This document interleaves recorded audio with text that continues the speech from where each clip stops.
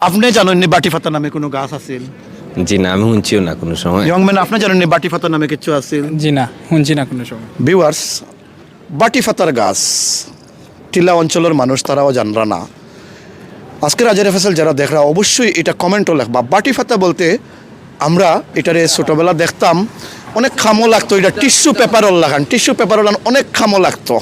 আর এইভাবে যদি কইলাম না, এও খামো লাগতো। অনেক সময় মানে নতুন বাচ্চা প্রসব খরচন এরকম মা ওখলে এই বাটিফাতার কুড়িরে তিত্তা এটারে কিন্তু গুলিয়া ফিসিয়া অনেক সময় এটা রস খাইতা, যেটা অনেক উপকারও আইতো। এছাড়া বাটিফাতার কুড়ি অনেক ধরনের ঔষধি। আমরা যেরকম আরো প্রশ্নত, আপনার দেশের বাড়ি কই? মৌলিবাজার বড়লেখা। বড়লেখা। আগরের বাগান আছে নি আপনার? ভাই, 11 রাজধানী আমার বাড়ি। আগরের রাজধানী। আচ্ছা, আপনার পারিবারিক সূত্রে কি পরিমাণ আগরের বাগান বা গাছ আপনারা পাইছেন? পারিবারিক সূত্রে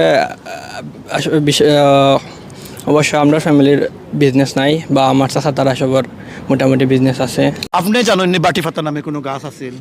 জি না, আমি শুনছিও না কোনো সময়। ইয়ং ম্যান, আপনি জানেননি বাটিফাতা নামে কিছু আছিল? জি না, শুনছি না কোনো সময়। ভিউয়ার্স, বাটিফাতার গাছ টিলা অঞ্চলের মানুষ তারাও জানরা না। আজকের আজের এফএসএল যারা দেখরা অবশ্যই এটা কমেন্টও লেখবা। বাটিফাতা বলতে আমরা এটারে ছোটোবেলা দেখতাম, অনেক খামো লাগতো। এটা টিস্যু পেপারও লাগান, টিস্যু পেপারও লাগান, অনেক খামো লাগতো। আর এইভাবে যদি কইলাম না, এও খামো লাগতো। অনেক সময় মানে নতুন বাচ্চা প্রসব খরচন এরকম মা ওখলে এই বাটিফাতার কুড়িরে তিত্তা এটারে কিন্তু গুলিয়া ফিসিয়া অনেক সময় এটা রস খাইতা, যেটা অনেক উপকারও আইতো। এছাড়া বাটিফাতার কুড়ি অনেক ধরনের ঔষধি। আমরা যেরকম আরো প্রশ্নত, আপনার দেশের বাড়ি কই? মৌলিবাজার বড়লেখা। বড়লেখা। আগরের বাগান আছে নি আপনার? ভাই, 11 রাজধানী আমার বাড়ি। আগরের রাজধানী। আচ্ছা, আপনার পারিবারিক সূত্রে কি পরিমাণ আগরের বাগান বা গাছ আপনারা পাইছেন? পারিবারিক সূত্রে